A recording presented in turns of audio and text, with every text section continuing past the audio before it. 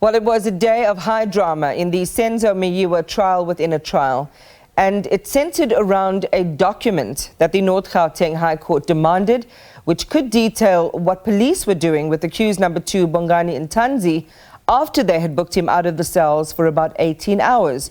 The document was disallowed, then it was allowed to become part of court proceedings.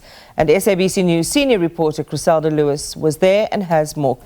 Well, Iman, a very good afternoon to you. Indeed, the High Court in Pretoria making a U-turn on whether that document detailing current witness Sergeant Vusumuzi Mokgane's other cases allegedly involving some of the accused, whether that can be shared with them. Initially, Judge Rata Mogoatleng had expunged or disallowed that document after Mokgane had basically complained to the court that during one of the adjournments, the accused were in possession of and even perused that confidential document. Mokgane told the court that that was putting witnesses in those cases in danger.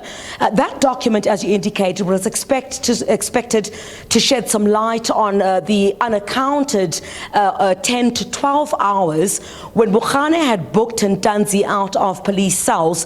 That was on the 18th of June 2020. Now remember, the defense claims that he was assaulted on multiple occasions. So let's take a listen to how we went from expunged to unexpunged, and this is how it unfolded. Let's take a listen. As we were sitting and during the break, my lord, I saw the document. When I handed it over to Mr. Baloyi, it was written confidential. However, I saw the document now roaming around in court, my lord. Who else had that document? I saw Muzi in possession of it, and all the accused were reading it, my lord. Who gave it to? I do not know who gave it to them, my lord. And now I am being worried, my lord, for our witnesses, especially in those cases. And some of those cases also affect some of the accused. I would not mention them by names. And in all these cases, my lord, there are firearms that are involved. People were shot. People were kidnapped. And other people were threatened. So I was worried if my witnesses would still be alive tomorrow. Well, Judge Rata Mogoatleng visibly shocked there, Iman. You would recall that yesterday he had ruled that that document must only be made available to him and the defense counsel. Let's take a listen to the dismay that he expressed this morning. It was for the court. Actually, I'm shocked. I'm shocked. Because that document is supposed to be perused by me first. Because I'm aware of the Intelligence Act, that certain documents are classified. I'm aware of it. I've dealt with cases like this in the past. Even when apartheid was applicable, where you approach a judge in chambers, and the judge makes an order and reads it in chambers to the presiding advocates. But because we are so-called in a new dispensation of transparency, I made it in open court. But that document, or those documents, are not supposed to be seen by anybody except me, first. And I was trying to avoid a situation where in South Africa, people and judges are accused of being bought, being captured, and all that nonsense. Actually, I'm shocked, that senior counsels like this can actually behave in this matter. I'm just shocked. I explicitly said it's only for the court officials. Now you're telling me the accused are having... This gentleman is right when he says he doesn't know whether tomorrow some of the witnesses will be dead or not. Because this is, unfortunately, is a type of case we're dealing with, unfortunately, where people are said to be shot, etc., etc., etc.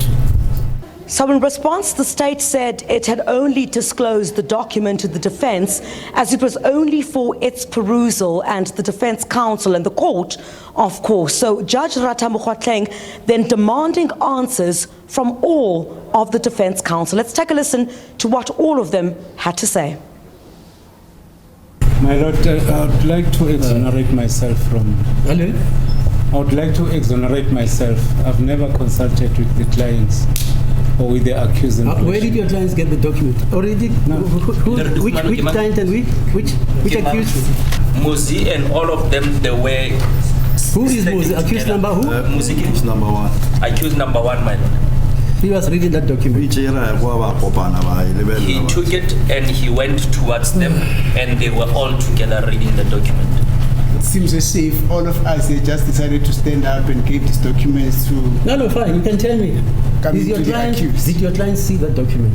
I did not consult with my client this morning. Did he see? You don't know if he saw the document?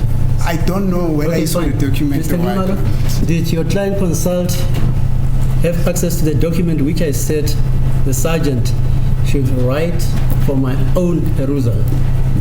Yes, he did, because I had to consult with my client based on the case that the witness has documented in his own affidavit. My client informs me that when they were grouped together with accused number 2, 4, and 5, they were reading this document, my lord. So after Judge Ratamokwatleng had ruled that the document cannot be used in the court proceedings, the presiding judge made an about turn after lunch, basically ruling that the document can now be shared with the accused in case the matter goes to the Supreme Court of Appeal. Let's take a listen to that. I originally ruled that that order must be expunged. But after having consulted authorities, so consequently, if anybody wants to use that information, which has been so irregularly been divulged, you are at liberty to do so. And lastly, a medical report dated the 22nd of June 2020, round about the time that the defense alleges that Ntanzi was assaulted, suggests that there were no signs of abnormality. Recall that these two alleged confessions that were made by Ntanzi were allegedly made on the 14th as well as the 24th of June 2020. Now, this medical report is dated the 22nd of June, which basically shows there were no signs of abnormality. We're expecting this to also come under the sharp spotlight, possibly tomorrow before Mugane concludes on the stand. The trial within a trial continues tomorrow. Certainly not a straightforward case, Criselda. Thank you very much for bringing us those highlights, and we will continue to witness these proceedings through your eyes if our viewers aren't able to catch those proceedings live. Criselda Lewis, our SABC News reporter.